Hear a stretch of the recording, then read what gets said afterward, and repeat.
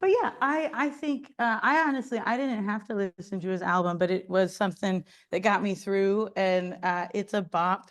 And to be here, actually, I changed some things to today's lecture because I was just listening to the Essential Kendrick playlist on Tidal before class, and one of the songs I use in this class, I use in my other class, and I am challenging myself to try and make these classes a little bit more different because I can't scare you guys away, I guess.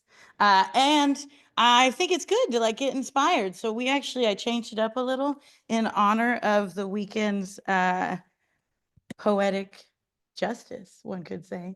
Now, we together are going to go through some lecture and then spend the last part of class working on a partner activity.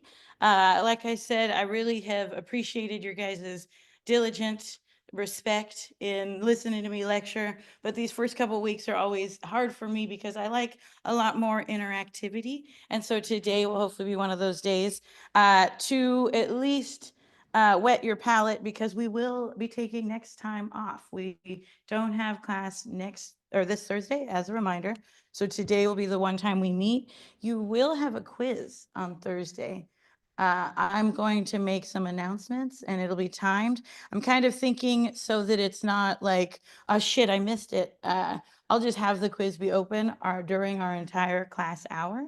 So you can take it at any time during that. It's going to be the same stuff, same vibe, but you will have a chance to earn 5 points that way. If I start skipping quizzes this soon, we don't get to skip them later, and I think it matters more later. Now, something you may have seen over the weekend, I had to take a little time to finish it, but I did post the midterm essay prompt that's due in roughly 1 month's time. I wanted today to take a little time to go through the parts of the prompt, but I'm also hoping that you guys will have taken a look at it, and we'll probably revisit it next week because I wanted to make sure everyone got a chance to see it. And then it's pretty common that I sometimes get questions from previous students about, oh, well, I kind of wrote a paper like this in another class. Like, what does that look like? So I was thinking of posting some examples of what papers in the past have looked like for, best quality and not so good quality so that you guys know tangibly what that looks like. And then I'm also going to prepare a brief memo of guidance for anyone who might be in that boat. Now, does anyone have any cool announcements that they'd like to share? Always got to pause. I'm jumping in today. Clearly, we have a lot to do, so attendance, we'll come back to it. But yeah, any cool questions or comments, announcements? Nothing. Anything going on campus for Valentine's Day? Does anyone know? Mm-hmm.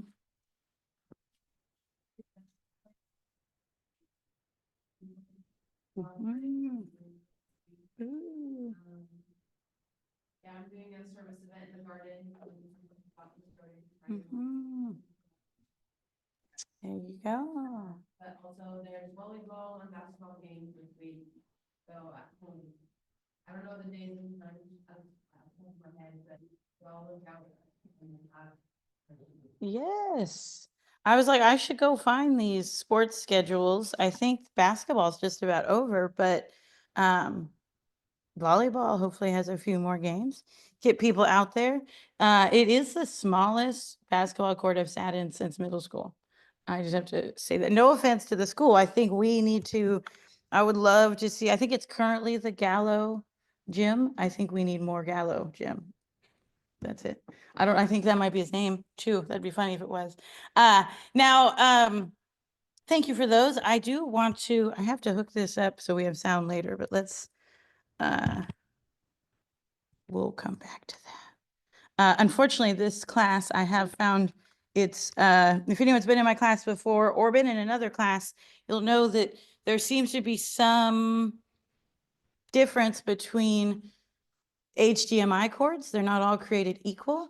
That is a little more intensive than I can get into it, but it seems to fuck over my MacBooks, no matter which one, the most. And so if you saw, I tried to test audio just now, and it will make it so the video plays hyper fast and is all glitchy on the audio. So we're going to get through it together. Today's our first time really trying that. So hopefully this guy, that was the head of IT who said it was pretty impressive that one time. So we're hoping it'll help with the back row. But it is something hopefully I can resolve by the next time we come together. Before we get into the midterm prompt, I did just want to do this real quick. I feel like this is the energy we should take into this year, however that means for you personally, collectively. I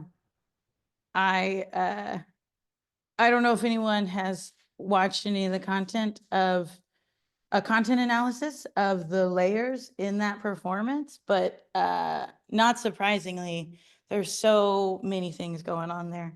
And so I would say check it out if you haven't, because I think it's relevant to class. Hopefully, I'm not the one telling you to do it and it's come across your radar in other ways, but I'm not bringing it up just because it was cool. It's actually, I feel like very prescient for a lot of the topics in our class.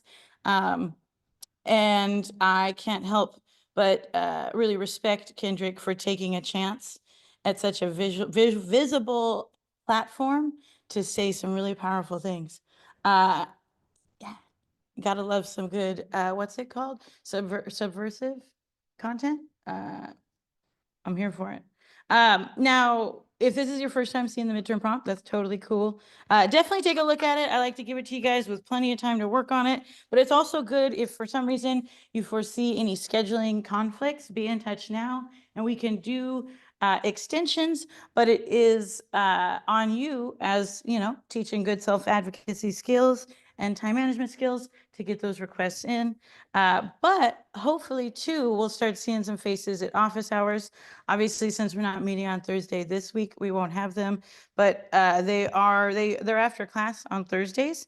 And I will have some in-person ones at my office between now and when the papers due. So if you want to come in and talk about your outline or things like that, that's what those office hours are best used for. I love to see people come and talk to me about their papers. Now, in this paper, you are getting the chance to bring together some threads that we've been working on, but also in some ways introduce yourself to us as the teaching team and apply these concepts to somewhere you know well, because it's where you come from.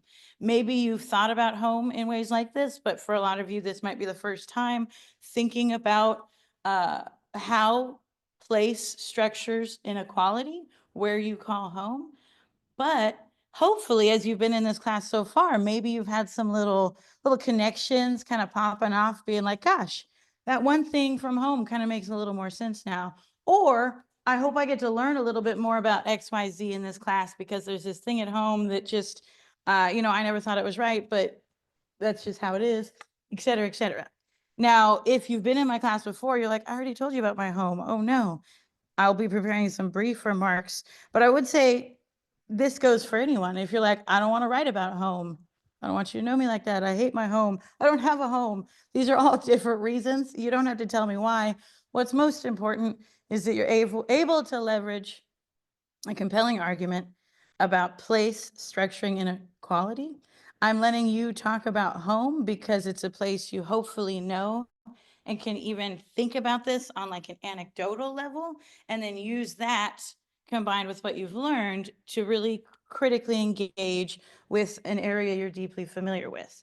Now, as you're doing this, you're trying to demonstrate to us not just that you've read the stuff in the class, but that you are doing what is called synthesis, right? Taking what you're learning and hopefully making something that's a little bit different and all your own. Now, the prompt itself gives more details as to the nitty-gritty of things like format or citation style, but especially on that last point, I always think what's most important is that if it's not your idea, it's very clear to us as we read that. And that is usually communicated through citation format, whether it's in line or at the end.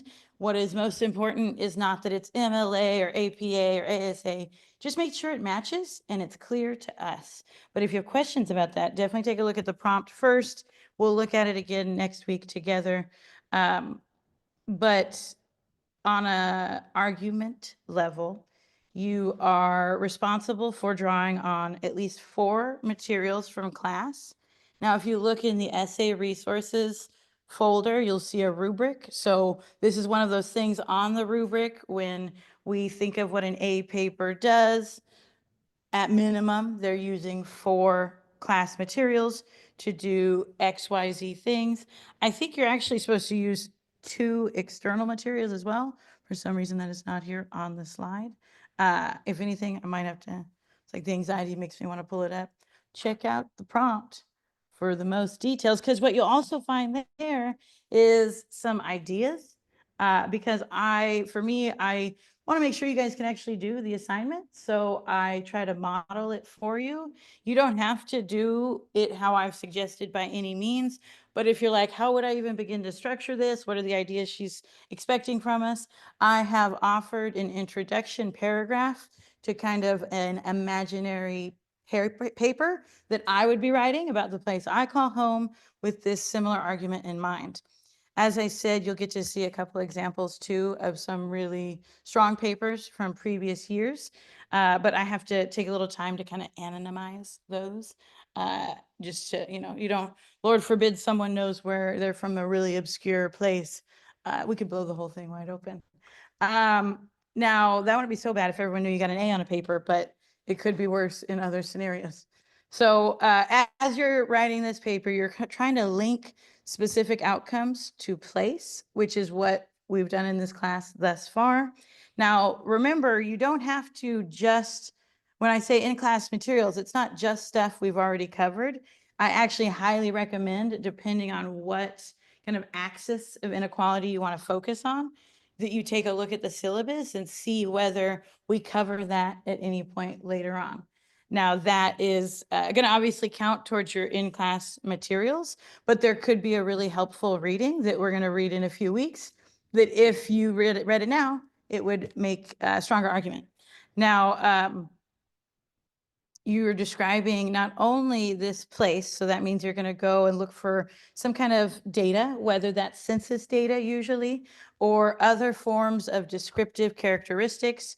You're going to paint me a word picture and describe this place, but really try and focus on, you're not tasked. Let's say we were talking about Sacramento. I don't need to know the whole lore of Sacramento.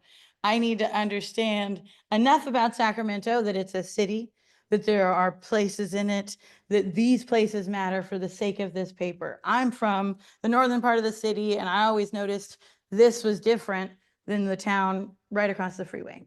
Those are the kinds of arguments we see people making, whether that's looking at things like school conditions, linking that to unemployment. You could look at disparities in education spending, variations across school budgets.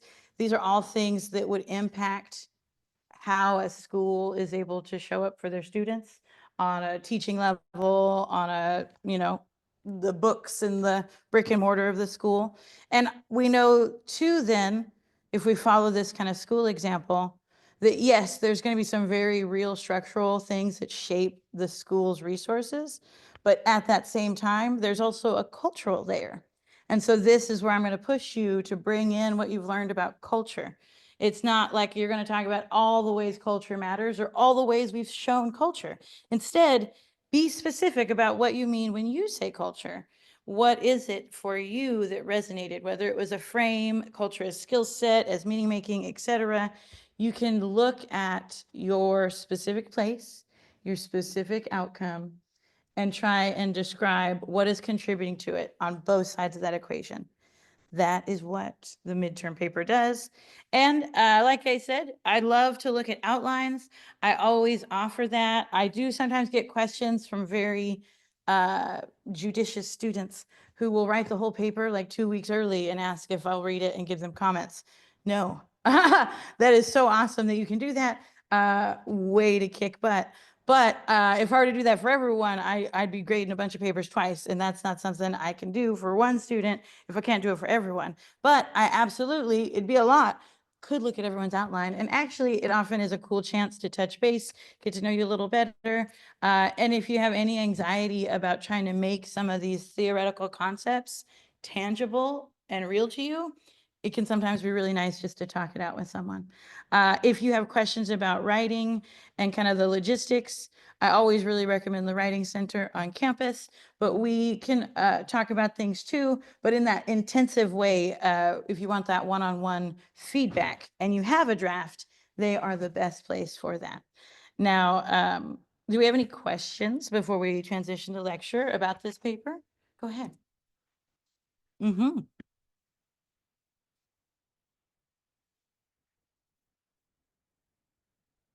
Yes, I think you could, uh, especially today, for example, Pat Sharkey's work talks about how both bad outcomes and good outcomes are generationally kind of stuck in place. So yes, if you're in a context where there's maybe a conspicuous lack of that, you can describe where's that border, like where does the inequality start? That is kind of an interesting perspective. Yeah.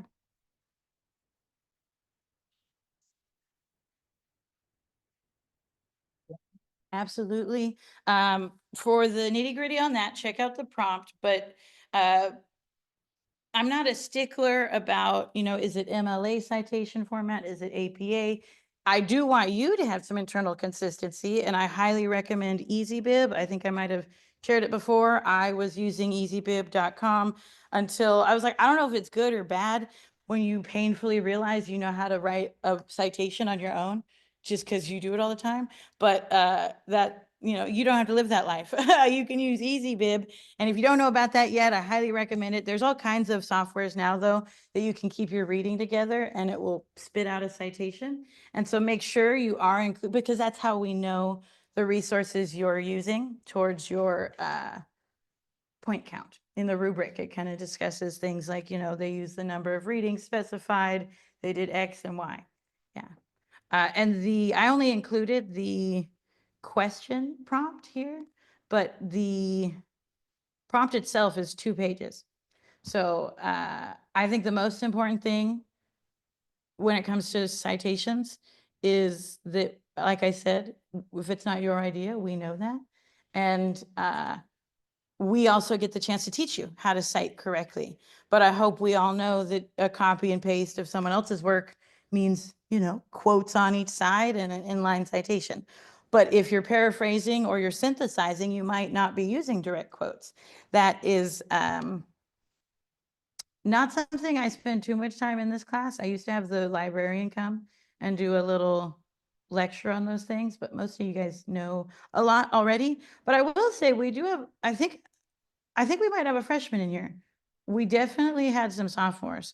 So show of hands, just because we do have like a month between now and when the papers due, would it be worth spending maybe 20 minutes of a lecture in the next couple of weeks going through the mechanics of a paper?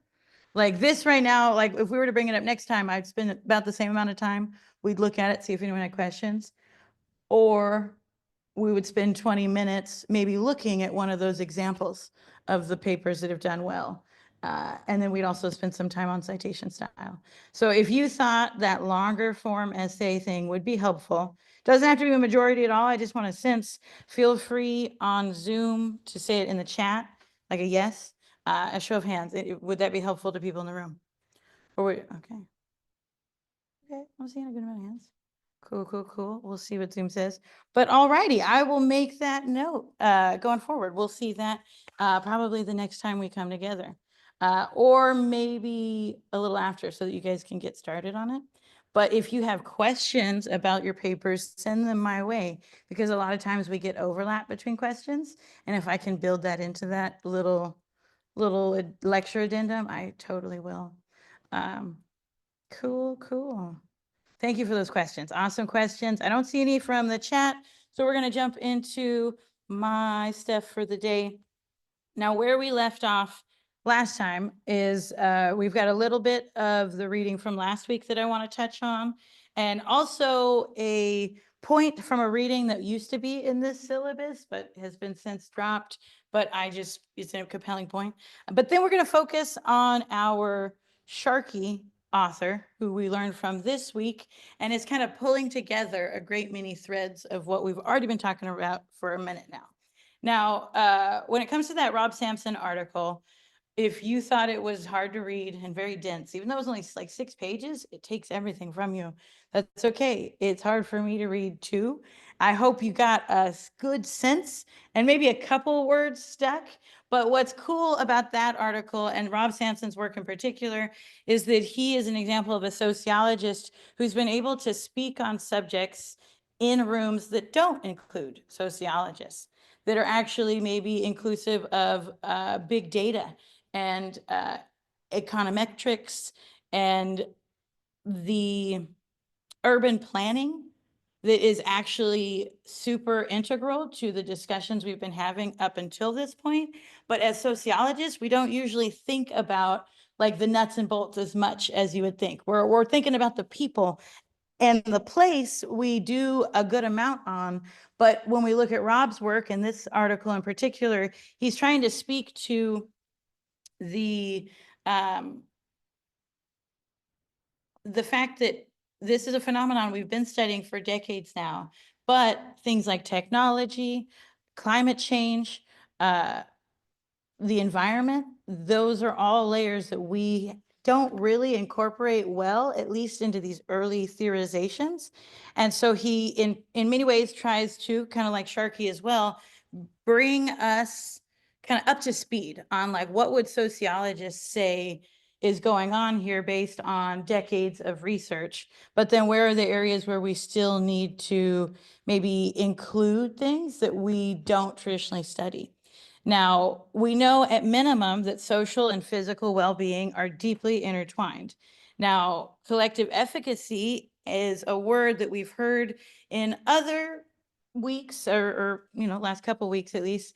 It is one of the layers of social organization that is impacted when we see these huge shifts in the resource space of a community, whether that is the resources of the jobs not being there anymore, whether it's the human resources of people moving out and literally not being there anymore, or the changes in time as that accumulates further. At the end of the day, all communities have some kind of collective efficacy. It's not just certain communities over others, and rather it's how collective efficacy varies that is also kind of a data point as to the processes we're studying, but also an outcome of the processes we're studying. So collective efficacy itself is essentially the likelihood that one's neighborhoods can be trusted, or excuse me, the likelihood that one's neighbors can be trusted to take action in meeting various challenges. Now, why would this matter? We can think of different kinds of neighborhoods where poverty is the same, but the culture and the vibe are different because the way people interact with one another is different. While on the outside, you might see similar household incomes, you might see similar multiple partner fertility, similar trends that we might see as negative on the outside. But then maybe in one neighborhood, you see a really strong ethos of kids playing in the street because they feel safe enough to do so. There are usually parents nearby. Maybe it's not every parent can stay home, most are working, but there's a few key trusted parents where they know if their kid's outside, that neighbor down the way, if someone got hurt, that parent would step in, they would help. Or if the kids are out there fighting, if something bad's happening, that parent's going to go out there and say, hey, I'm going to tell your mom when they get home, they don't stand for that. And then that's going to matter because there is a trust and a community ethos of solidarity and social cohesion. And these are not necessarily exclusive to certain neighborhoods over others. And it's not like, oh, if you have more resources, you're automatically going to have more trust and more solidarity. Sometimes it could even be the reverse. I bet people with bigger houses and longer driveways could talk even less. Your neighbors down the acre, must be nice. But it's also an indication of well-being of the community, because oftentimes it's not a matter necessarily of just financial resources. It's of socio-emotional resources and the bandwidth that people have left over after meeting their needs and showing up for work and for school. What do they have left to still kind of put into their home, household, and neighborhood? In communities where resources are strained, we have seen a huge impact on collective efficacy. And over time, this has been exacerbated by the social isolation, which is the phenomenon I described as kind of when we see a creek bed kind of drying up and like the last little bit that's left is the remnants of what was there before, but it's also concentrated and it might have characteristics that are very much coming from that previous circumstance, but are now concentrated and substantively different because of that concentration effect. Literally, that's what they call it. Now, this is a weird example, but I had a kitten, follow my other cat inside last night. I was bringing them in as I do every night, just walked right in.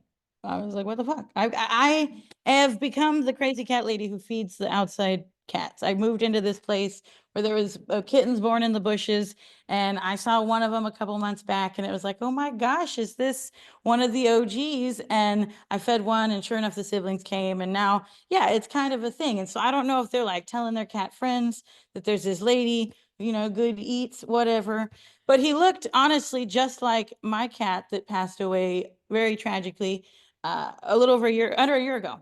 And so it was like seeing a ghost. And part of me was kind of okay letting him walk in. I'm not gonna lie. And I was like, God, no, is Dobby seeing this? I'm freaking out. We're both freaking out. But I would put hands on somebody for keeping my cat from me if they had my cat in their house and wouldn't give him back. And it was going to freeze last night. And I just felt bad about opening the door and letting him out. And I kept him in last night. I put his likeness on Ring. I put it on Facebook. I went and printed flyers and put them on the mailboxes. I went and checked before class to see if he was microchipped. And I'm hoping that his people will come to him. I want to keep him, I'm not going to lie. But I also want him to find home because he's got a collar. I'm sure he's got someone who loves him. And in a way, I've never lived in a neighborhood where any of this has happened or would happen. I don't want to be like, I lived in a neighborhood growing up where we were the cat house. Shocking, I'm the one who feeds the cats now. But like, we didn't spay, we didn't neuter. We had a neighborhood where it was just a different vibe. And I know this little kitten is well tended to, and that in a way is like my brother just moved in. He's making his fresh start in the valley, and I've had to explain to him that there's certain things in our neighborhood that you can't be doing. It's not where we grew up. And it's not even a bad thing. It's actually, these are like good neighbors. So I swear to God, if you're, flexing on my neighbor, I'm gonna fuck you up because that's not this kind of neighborhood. That's a good guy. I like those people. That's not what this is. Those are almost the way you can kind of feel that collective efficacy difference. And it's weird because sociologists have a bad problem of putting really big multisyllabic words on things that we kind of know in our gut. But like that, Mr. Rogers being a good neighbor, like the sliding scale by which neighborhoods can do that is very much a reflection of the resources they have access to.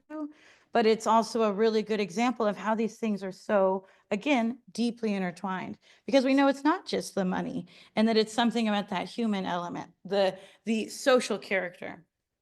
As a very small point, I do like to kind of give you guys different examples of how we have, as sociologists, done better. And I've told you we use different words, and some words we don't use anymore because we shouldn't probably been using them in the first place. Other words have kind of just, we say them a little different. Maybe they reflect more expansive definitions, but they still want to honor where they come from. And so concentrated disadvantage, excuse me, is what we've been learning about, right? This unemployment, crime, and poverty all wrapped up together. But cumulative adversity takes that and includes health and ecological outcomes, both biological and social. And why this matters is to kind of bring this back to how I introduced Rob Sampson's work. He is a sociologist that's trying to bring us into those rooms where people are building cities or they are rebuilding cities, changing cities, and trying to impact what we know about human to human connection and where we have at times extracted and exploited from cities and from human capital, and how can we now find points of intervention to intervene in those places? Because these cities, it's not like you can pause a city like you can pause a road and construct it and then relaunch it. Like, these are living, pulsing places. And so trying to identify those points of intervention is a sticky task in a sticky place. Now, that's a little bit of a preface to the next author, but briefly, this was previously on the syllabus. It's more from Rob Sampson and Jeff Mornoff, where they talk about the concentrated poverty is socially reproduced.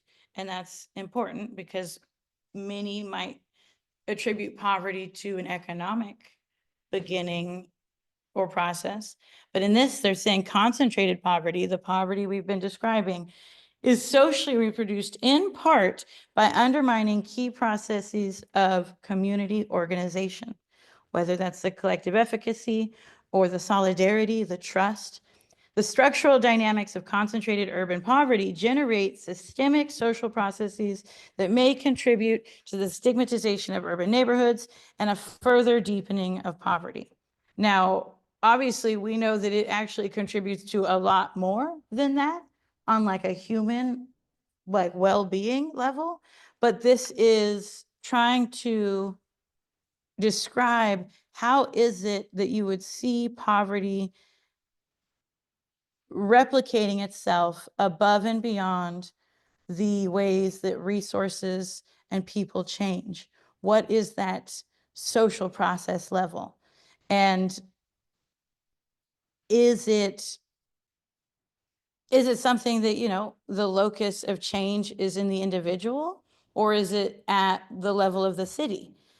Usually it's a combination of both, but as sociologists, we spend a lot of our time studying individuals and kind of focus the lens at the micro while trying to describe how the macro is impacting it, or vice versa.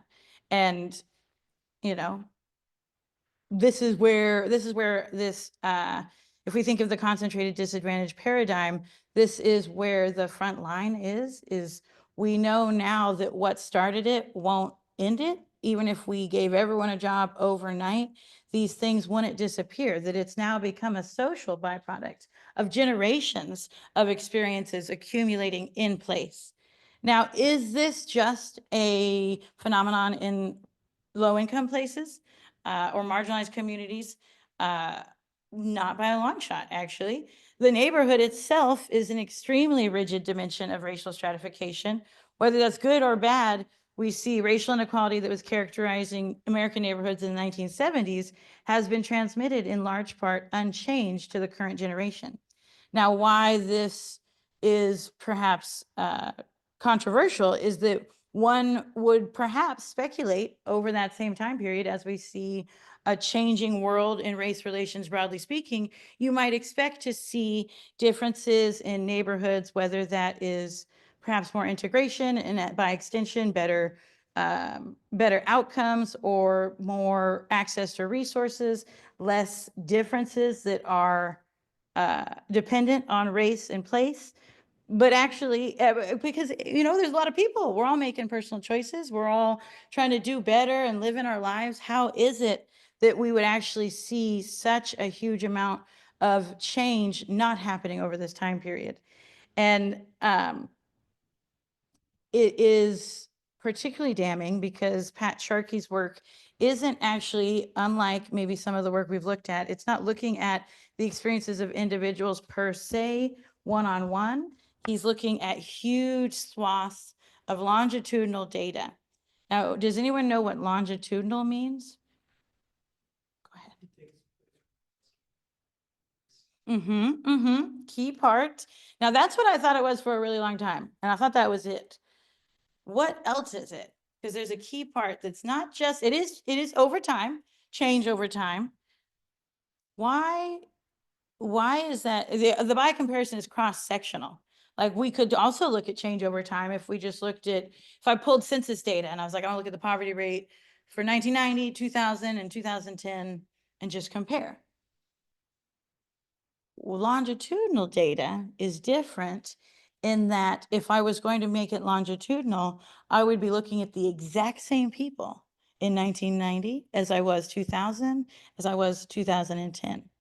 And why that is important is if we think about it from an empirical or methodological perspective, it's kind of a dark fact. I don't know if you guys know it, but has anyone taken a stats class here? Okay, okay. X causing Y, causality, kind of a big deal. Also, it's all arbitrary and the average means nothing unless you give it meaning. I have a bone to pick with some stats, but when we think of trying to measure things in a causal way, one of the huge questions that you can you can take anyone's argument down with is like, well, how are you sure that that is what's causing it? What about this? Did you control for Z? I know you're saying X is causing Y, but what about Z?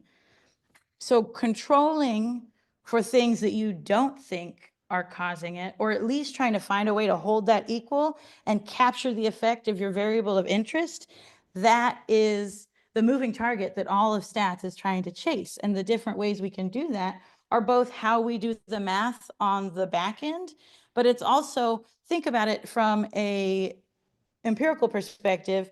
If you're looking at the exact same people at 3 different points in time, you are controlling for the inevitable random variation that would be there if you were looking at different people. But if you're looking at the exact same person, you can know that, like, whatever happened between points A and B, I know that nothing else, and it's not like their birthplace changed. You can't go back and change where you're born from. All those things are controlled for. And so when you see work that's based on longitudinal data, I don't want to be like, it really slaps, whether that's good or bad, because they have done quite a bit to ensure that what they're studying is limited to the process and the variables of interest and not coming from something else or from inside the individual, because it's like the exact same people. Now, I don't always go as deep into the methods, but because one point in the future, you may write a paper that involves methods, hint, the final has that option, we will spend some time stopping on methods from time to time. Now, I always like to say, even though this is really great data, it is bound to the original data set. So longitudinal data is so powerful because you can really make that causal argument. But just like other methods or other ways are bound by their pluses and minuses, when it comes to longitudinal data, it also means you can't add someone in at points B and C. You had to have them in that original data set. People do, and they find ways to compute that error away. But if you don't have people in the first section, they're not included in the analysis. So you can imagine how maybe even the best data set that was started 20 to 30 years ago, no matter what they did, the ways communities change, the way people live in different places, all of these changes would not be included because they didn't select those communities to collect data on. They didn't exist maybe, or they didn't think to, whatever the reason, your data is going to be bound to the original data set. Now, in his case, he was looking at decades of data across like hundreds of thousands of people. So the level at which he's able to make his argument is pretty iron tight. Now, he is essentially trying to capture what is called contextual mobility, which is a fancy way of kind of talking about the American dream, right? What's the American dream? What do we all think we're going to do? Well, yeah, yeah. Do you want to just get money? Or do you want to get money? Probably want to get more money than someone. Sounds obviously. But usually you want to do better than the generation before you, right? Like that's the American myth that your kids will do better than you through hard work and da da da da da da da. Now, by looking at the racial differences in residential location and the negative outcomes, he's able to show that in many ways it didn't matter so much the individuals that were churning in and out of neighborhoods, because the process and the impacts, the outcomes were still happening. That it almost was as if the neighborhoods themselves were some kind of vehicle, because he knew people were moving and constantly shifting. Now, even with this individual churn, he finds that since the 1970s, more than half of Black families have lived in the poorest quarter of neighborhoods in consecutive generations, compared to just 7% of white families. So this is essentially describing not only kind of a concentration effect or a lack of contextual mobility too, that people are staying in places that might not allow them to, at the end of their generation, be in a better spot financially, in terms of wealth, et cetera. But that's actually a uniquely racial experience, that only 7% or less than 1 out of 10 white families is having this same stuck in place phenomenon. Now, connections to place or geographic continuity essentially is playing an important role in explaining the intergenerational persistence of neighborhood economic status. And he goes on to really flesh this out in a book called Stuck in Place: Urban Neighborhoods in the End of Progress Towards Racial Equality by Pat Sharkey. This was coming out at the same time where you were seeing President Obama's election as really being held up as evidence of us being in a post-racial society, and how racial equality is something we've achieved and we're there. Next story, we're on to the next one.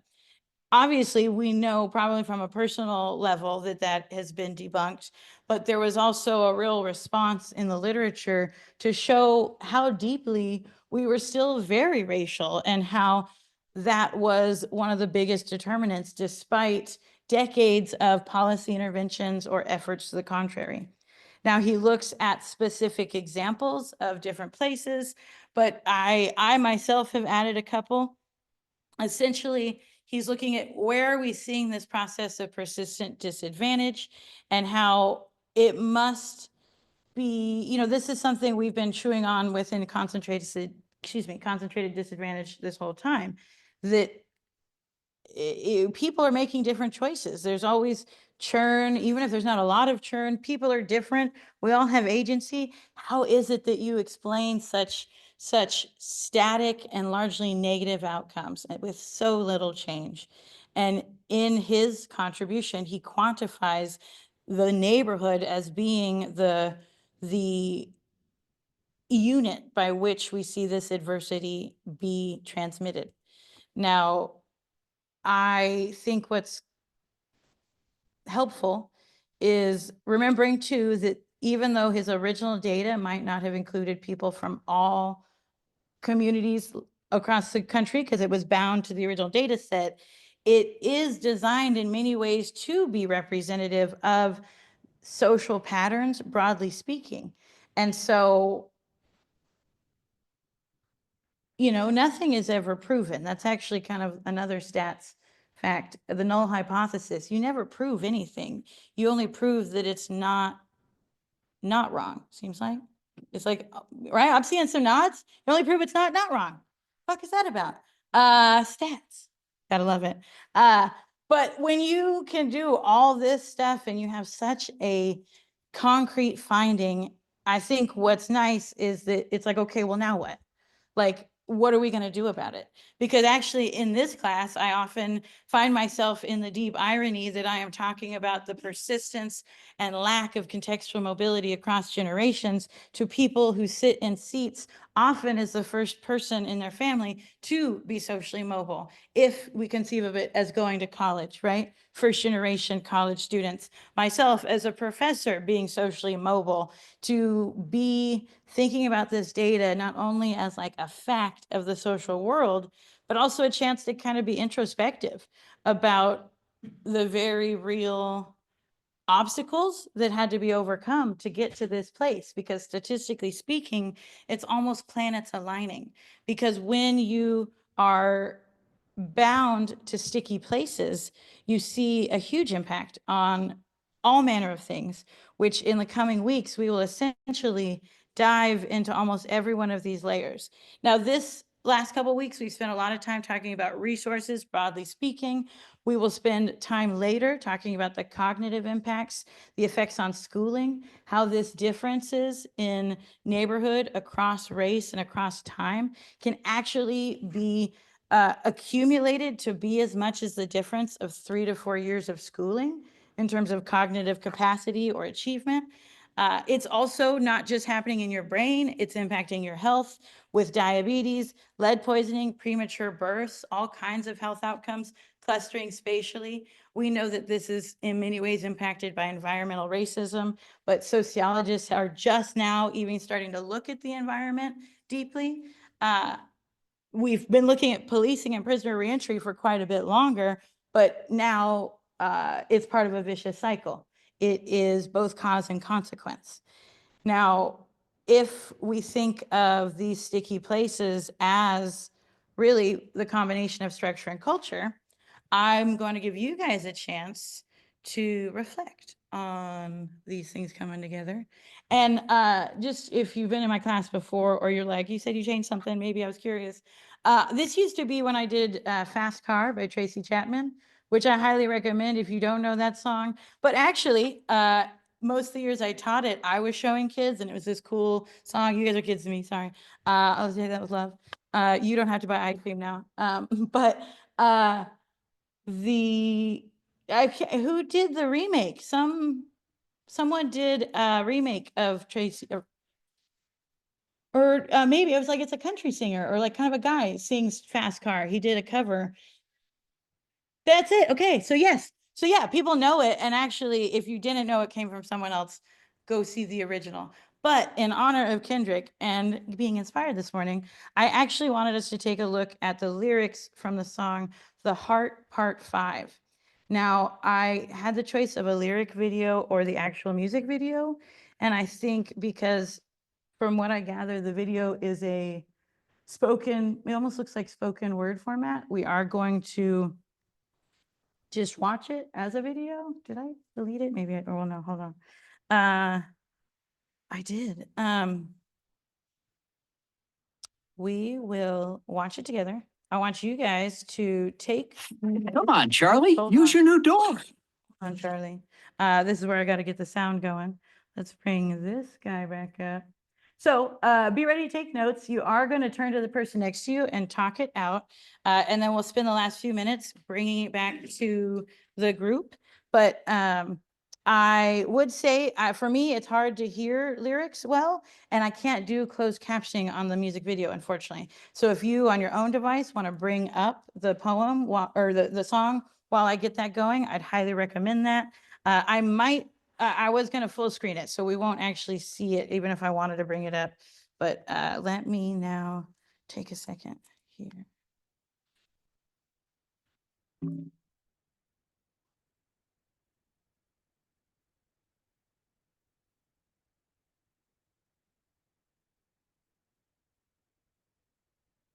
And then, Let's oh, hold on.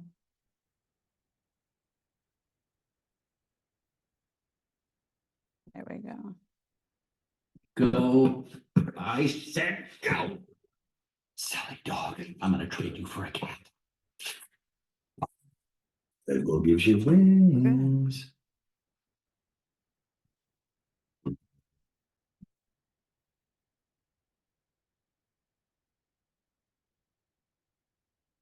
Get a little older.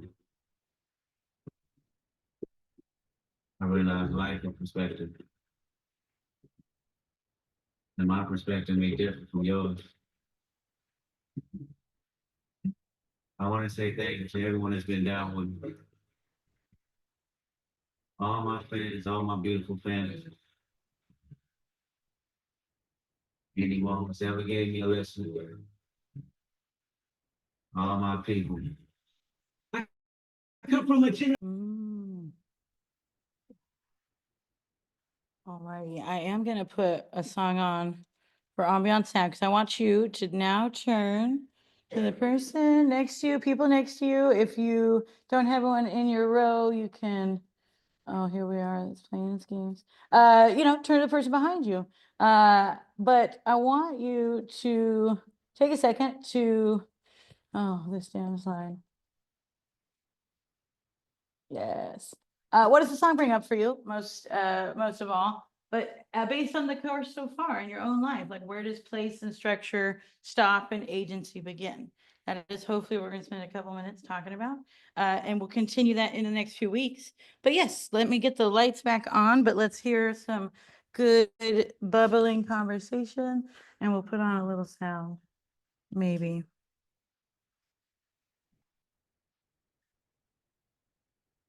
Um,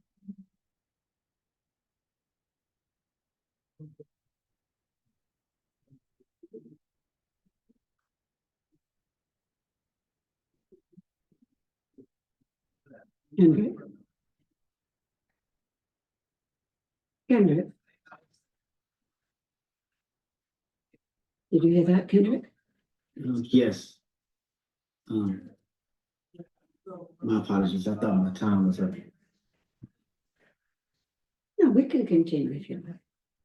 Like, if you're on Zoom, I'm gonna have you guys, we're just gonna do one big breakout room.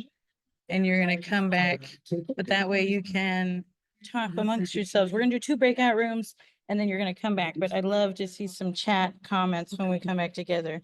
What does this song bring up for you personally? We're gonna do 2 breakout rooms. Thank you, guys. See you soon.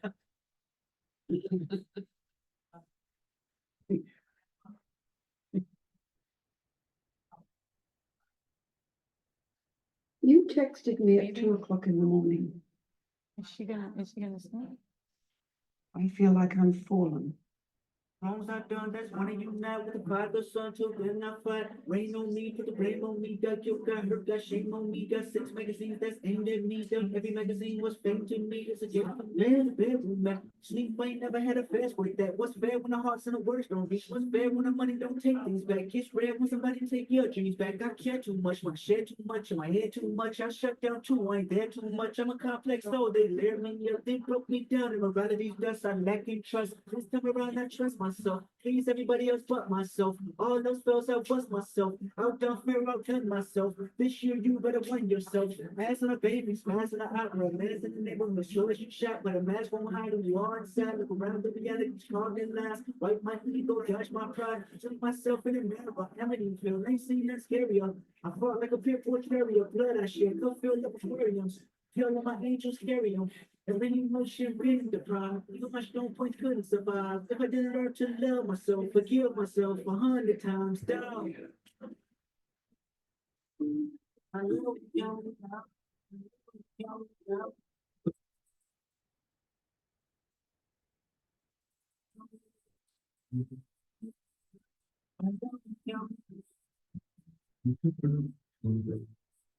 One minute left, 1 minute left. We'll bring Zoom back. Get ready to talk amongst yourselves together. Micro.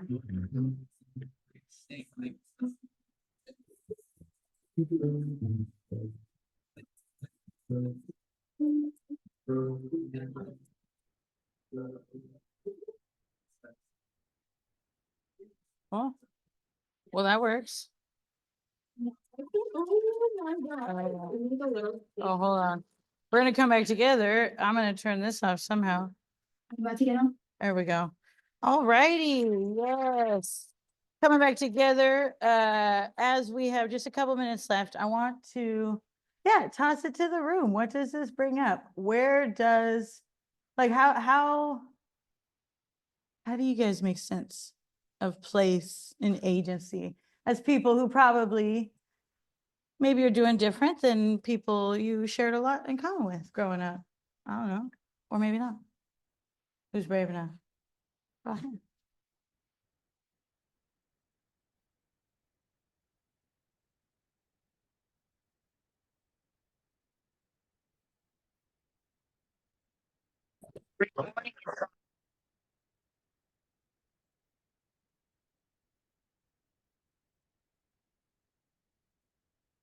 Mhm.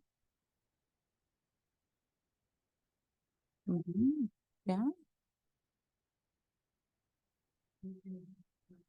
Even now, like one day, especially where I'm from, something. Mhm. We tell our young people, leave to leave. Mhm.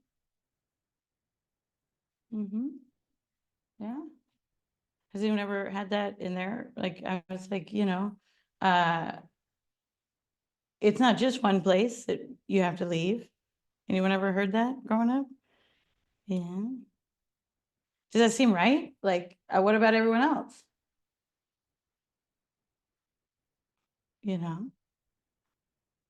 it's almost as if the promise of social mobility, it kind of ironic to think that like you are very likely, almost like, I think it's 70% is the chance that the neighborhood you grew up in, the one you die in, for lack of a better word, the one you die in, they'll look almost the same when it comes to race and economic resources. And that is no matter what you do between points A and point B, you have a 70% chance of winding up in the same kind of place. If you're somewhere nice, that's probably not so bad, but does that, it almost, I think I myself can think of choices I made along the way that impacted my ability to be not where I grew up, in a very different neighborhood where I give cats back. Now, as a Native American, as a tribal person, I grew up off reservation. So I did not come from the heart of where we've always been, but it was over the mountain. I know where it's at. And actually, the deep pride that people who do still come from there have is on purpose. And so for us, we almost have a different end of the spectrum. But I think in many ways, when we encourage social mobility through, you got to get out if you want to make it, like that in many ways is part of that vicious cycle. When people leave and take the resources that go with them, those places will only ever stay like that. And there are reasons why those places are structurally that way. And in my case, as a tribal person, they've been trying to get that res from us forever. They wanted us to leave forever. It almost makes it seem like they're making it a place where you have to leave if you don't want to end up dead or have everyone you love die either through drugs, through accidents, through violence, what have you. So if we can take that energy into the next few weeks, that's really what I want us to not necessarily settle now, but to keep coming back. That at the end of the day, the outcomes we're studying, many of us might know them on a deeply personal level. We know firsthand examples of people where choice made the difference. But I hope in time, if you don't already, you are growing an appreciation for how you could make many, many, many choices and still find yourself in certain scenarios. And that actually it is a statistical anomaly that you find yourself here in the first place. And so what do we do with this knowledge? We will take it in the weeks to come, but I want to remind you that we will have time off next week or next Thursday is all yours. Please have a happy and safe Valentine's Day weekend. And yeah, we'll see you guys next time. Cool beans. If you're on Zoom, you're free to go. Thank you for participating today. Next time we have a song activity, it'll be more group focused, but I hope you enjoyed the song no matter what. And we'll see you next time. Don't forget, we don't have class on Thursday, but you will have the quiz. I'm gonna clear the room and close this, but if you need anything, go ahead and hang around. Bye-bye.